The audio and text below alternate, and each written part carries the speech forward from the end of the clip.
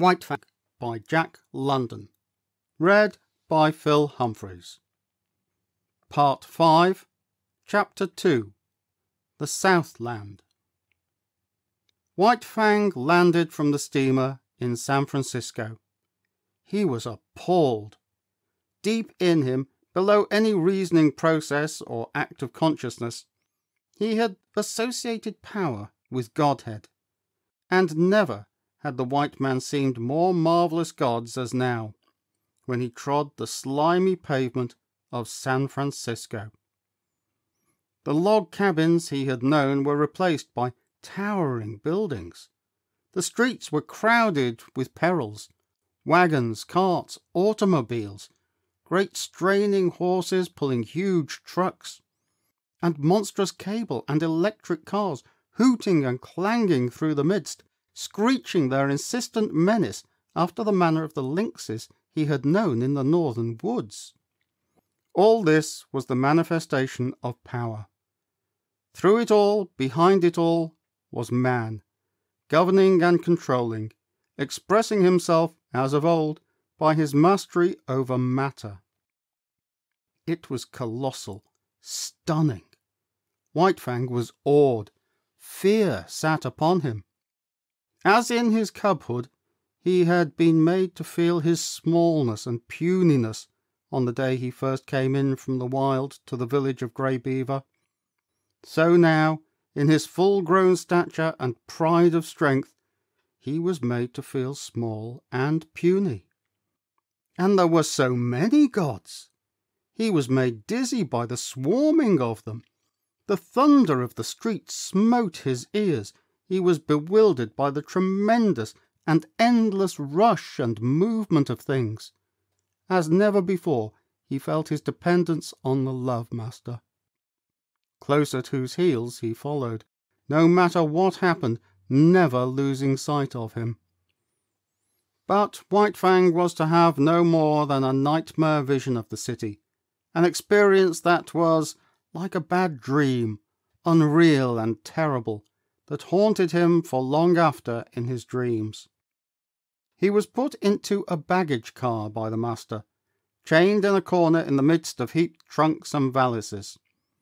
Here a squat and brawny god held sway, with much noise, hurling trunks and boxes about, dragging them in through the door and tossing them into piles, or flinging them out of the door, smashing and crashing, to other gods who awaited them. And here, in this inferno of luggage, was White Fang, deserted by the master.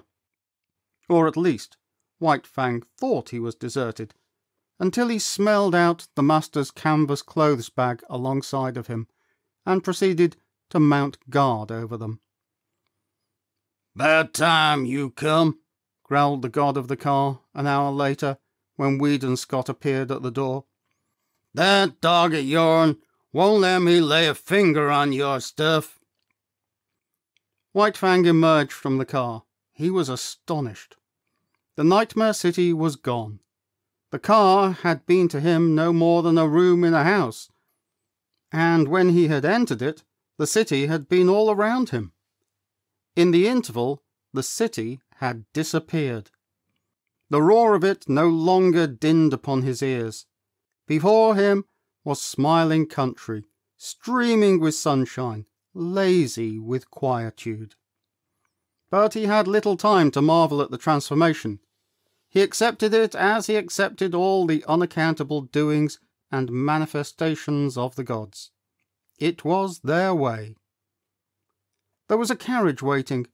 A man and a woman approached the master.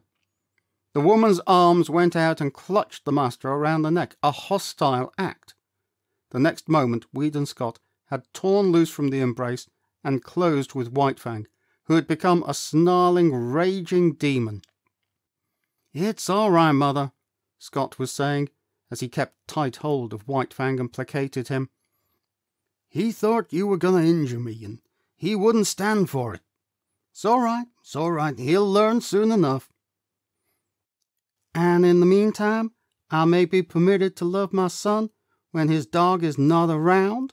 She laughed, though she was pale and weak from the fright.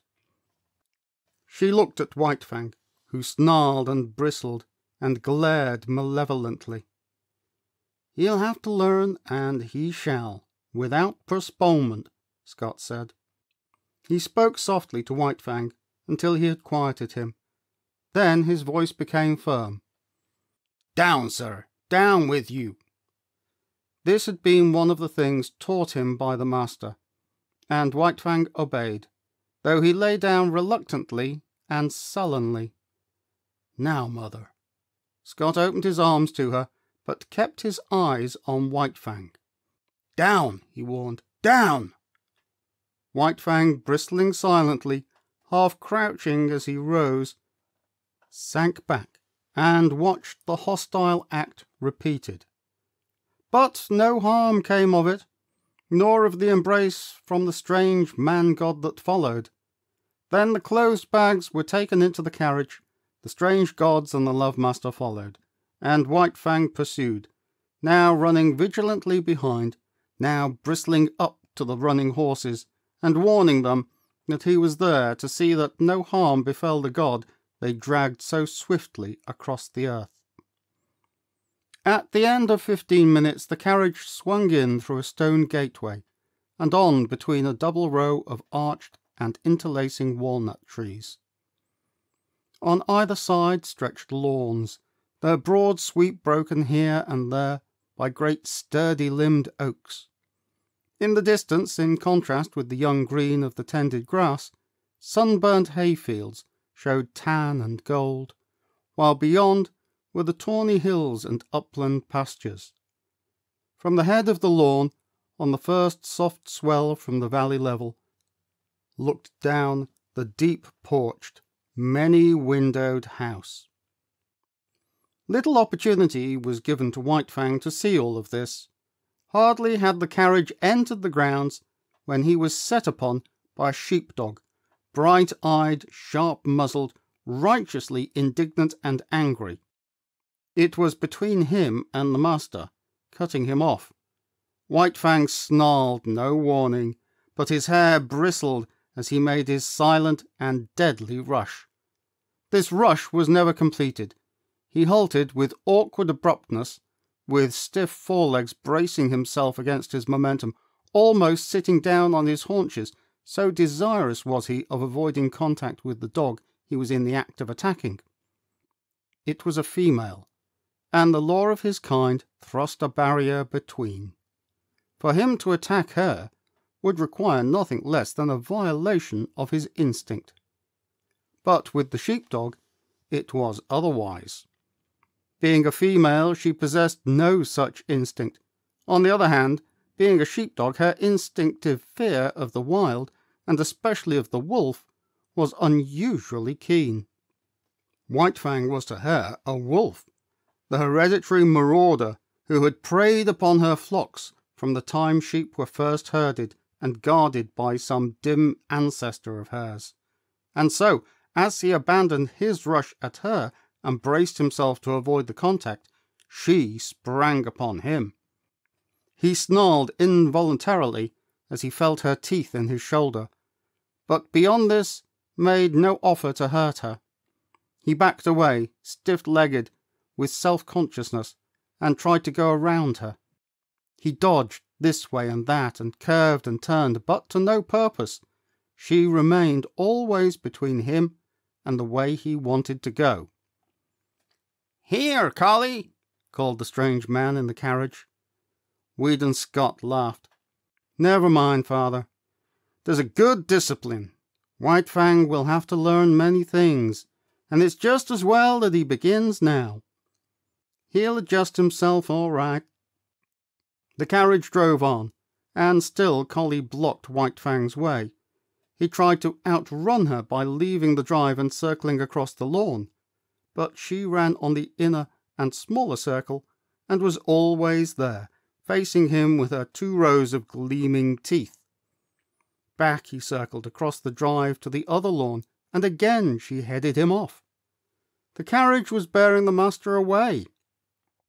White Fang caught glimpses of it disappearing amongst the trees. The situation was desperate. He essayed another circle. She followed, running swiftly. and then, suddenly, he turned upon her. It was his old fighting trick. Shoulder to shoulder, he struck her squarely. Not only was she overthrown, so fast had been her running that she rolled along, now on her back, now on her side, as she struggled to stop, clawing gravel with her feet and crying shrilly her hurt pride and indignation. White Fang did not wait. The way was clear, and that was all he wanted. She took after him, never ceasing her outcry. It was the straightaway now, and when it came to real running, White Fang could teach her things. She ran frantically, hysterically, straining to the utmost, advertising the effort she was making with every leap, and all the time White Fang slid smoothly away from her, silently, without effort, gliding like a ghost over the ground. As he rounded the house to the porte cochere, he came upon the carriage. It had stopped, and the master was alighting. At this moment, still running at top speed, White Fang became suddenly aware of an attack from the side. It was a deer hound rushing upon him. White Fang tried to face it, but he was going too fast, and the hound was too close. It struck him on the side, and such was his forward momentum, and the unexpectedness of it, White Fang was hurled to the ground and rolled clear over. He came out of the tangle, a spectacle of malignancy, ears flattened back, lips writhing, nose wrinkled, his teeth clipping together as the fangs barely missed the hound's soft throat. The master was running up, but he was too far away, and it was Collie that saved the hound's life. Before White Fang could spring in and deliver the fateful stroke, and just as he was in the act of springing in, Collie arrived. She had been outmanoeuvred and outrun, to say nothing of her having been unceremoniously tumbled in the gravel, and her arrival was like that of a tornado, made up of offended dignity, justifiable wrath, and instinctive hatred for this marauder from the wild. She struck White Fang at right angles in the midst of his spring, and again he was knocked off his feet and rolled over. The next moment the master arrived, and with one hand held White Fang while the father called off the dogs. "I say, this is a pretty warm reception for a poor lone wolf from the Arctic," the master said, while White Fang calmed down under his caressing hand. "In all his life, he's only been known once to go off his feet, and here he's been rolled twice in 30 seconds. The carriage had driven away, and other strange gods had appeared from the house. Some of these stood respectfully at a distance, but 2 of them, women, perpetrated the hostile act of clutching the master around the neck. White Fang, however, was beginning to tolerate this act. No harm seemed to come from it, while the noises the gods made were certainly not threatening. These gods also made overtures to White Fang, but he warned them off with a snarl, and the master did likewise with word of mouth. At such times White Fang leaned in close against the master's legs, and received reassuring pats on the head. The hound, under the command, "Dick, lie down, sir," had gone up the steps and lain down to one side of the porch, still growling and keeping a sullen watch on the intruder.